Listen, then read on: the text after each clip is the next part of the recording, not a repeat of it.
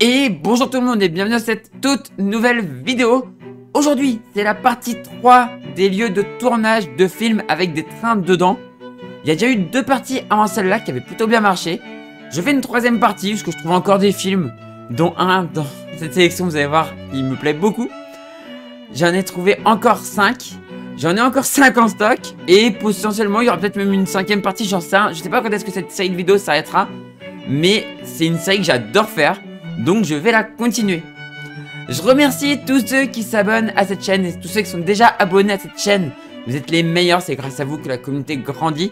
On approche des 1000 abonnés, moins de 40 avant les 1000 abonnés. Ça fait 1 an que la chaîne existe. C'est... Merci. Voilà, merci.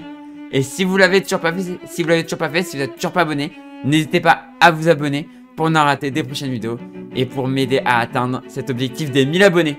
Du coup, on commence tout de suite avec le premier film.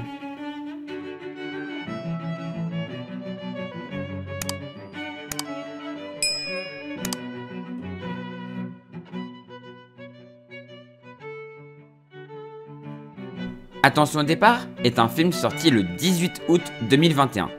Il raconte l'histoire d'Antoine, le grand-père, et Benjamin, le père, qui voit ses enfants et d'autres dont il avait la garde partir dans un train sans eux. S'ensuit une course-poursuite qui est le fil rouge du film. Mais l'on voit aussi les enfants faire toutes les bêtises possibles et imaginables. Les scènes ferroviaires sont tournées à différents endroits. La scène du départ du train est tournée à la gare de Paris-Est. Une gare ouverte en 1849 sous le nom de gare de Strasbourg. Elle devient gare de l'Est en 1854. Elle est agrandie une première fois en 1885, en 1900, puis entre 1926 et 1930 où elle prend sa forme actuelle. Elle est gare de départ des trains vers l'Est de la France et plus particulièrement pour Strasbourg et Mulhouse. Elle voit aussi partir des ICE et des TGV pour l'Allemagne et un train de nuit Nightjet pour Berlin et Vienne. C'est de cette gare que partit le 4 octobre 1883 le premier Orient Express à destination de Constantinople. Revenons au film. Les scènes dans le train ont été tournées en partie dans un studio, mais aussi dans un vrai train, dans des voitures Corail sur la ligne Paris-Clermont. Une liaison ouverte en 1858 pour permettre de bons moyens de transport entre l'Auvergne et Paris. Son parcours actuel fut lui ouvert en 1931. Il fallait 7h22 à l'époque pour faire la ligne, puis 4h54 en 1934. La ligne est électrifiée plus tard, en partie en 1500 volts entre Paris et Montargis et 25 000 volts sur le reste du parcours. A l'heure actuelle, la ligne voit circuler des TER, des express, mais aussi des frets. En voyageur, il faut 3h30 pour faire le parcours entier. D'autres scènes ont été tournées ailleurs. Celle où les enfants font croire qu'ils ont été kidnappés a été tournée en gare de Vaux-sur-Seine. Une gare ouverte le 1er juillet 1892, en même temps que la ligne Paris-Saint-Lazare-Mantes-la-Jolie. Elle voit passer des Transiliens, mais aussi des frets et parfois des trains grandes lignes détournés. Une autre scène a été tournée en gare de Briançon, qui dans le film est la gare d'Embrun. La gare de Briançon est ouverte en 1884 sur la ligne Veynes-Briançon. C'est une gare terminus qui voit des TER et des intercités de nuit. Ce film n'a pas rencontré un grand succès, mais à sa décharge, il est sorti à la mauvaise période. Mais je trouvais sympa d'en parler dans cette vidéo.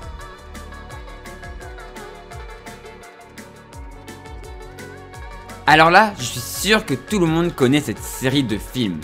Retour vers le futur. On va parler du 3, et notamment de 2 scènes avec un train. La scène de Clara qui descend du train a été tournée à la petite gare de Jamestown en Californie. Une gare située sur la ligne de Turun Riverbank, une ligne ouverte dans les années 1890 pour transporter du fret. Elle est aujourd'hui un train touristique, mais du fret y circule toujours. La scène où la DeLorean est broyée par un train de marchandises, puis où le train à vapeur avec Doc et sa famille apparaît, a été tournée à Port Hueneme, en Californie, au croisement de l'embranchement qui va vers le port et de la route S Ventura. Un endroit idéal pour tourner, car aucun train de voyageurs ne passe par ici. Perso, j'adore cette série de films, mais surtout j'adore la bande son de cette série de films.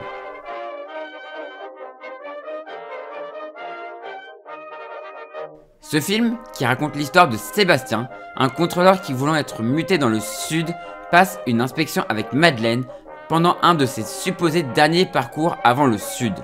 La suite est déjantée et je vous laisserai aller la voir par vous-même. Le film a été tourné sur le réseau belge. Enfin les images, car le film en lui-même a été tourné en studio. Par contre, quelques scènes ont été tournées en extérieur, et notamment une à la gare de Binche sur la ligne Y-Marimont à Ekeling. Une ligne ouverte en 1857, tout comme la gare qui nous intéresse. Le bâtiment actuel date lui de 1911. Cette gare voit passer des omnibus et des intercités. Malheureusement, la section Ekeling-Binche a été fermée à tout trafic en 1987, mais les voyageurs n'y circuleraient malheureusement plus depuis le 4 novembre 1962. Comme dit au début, la plupart des scènes ont été tournées dans un train reconstitué en studio, et les images que l'on voit à travers les vitres ont été tournées à différents endroits sur le réseau belge par l'équipe de production.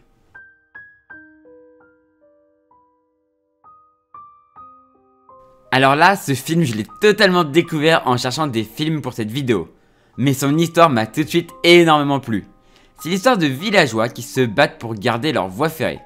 Sauf qu'une compagnie de cette cochonnerie qu'on appelle un car ne l'entend pas de cette oreille et va tout faire pour que la ligne ferme et que les personnes soient obligées de prendre leur putain de car. Quand je vous disais que l'histoire me plaisait. Ce film de 1953 a été tourné en Angleterre sur la ligne de Limpley Stoke à Camerton, plus précisément proche de la ville de Bath. Je n'ai malheureusement pas trouvé d'infos sur la date d'ouverture de la ligne et que, ironie de l'histoire, au moment du tournage, la ligne ne voyait plus de train passer depuis 2 ans, mais était encore assez propre. La prod a juste fait une remise en état légère afin de pouvoir faire rouler des trains en sécurité. Pour le décor, des signaux, un heurtoir et des postes d'aiguillage ont été rajoutés.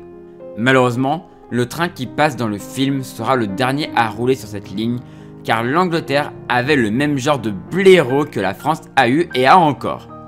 Un certain Biching, un parlementaire, qui a fait un rapport pour que beaucoup de petites lignes ferment, ce qui a malheureusement été fait. Ce film me plaît, car il raconte malheureusement ce qu'il s'est passé à beaucoup d'endroits, et malgré le fait que ce soit un film anglais, ce qui se passe nous rappelle malheureusement beaucoup trop ce qui se passe aussi en France.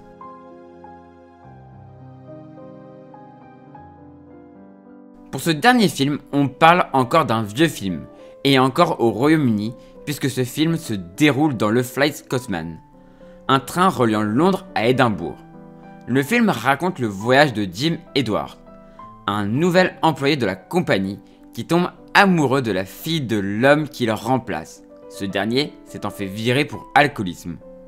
Ce dernier, pour se venger, veut saboter la ligne et l'histoire est lancée. Le film a été tourné sur une partie de la ligne sur laquelle il est censé se passer.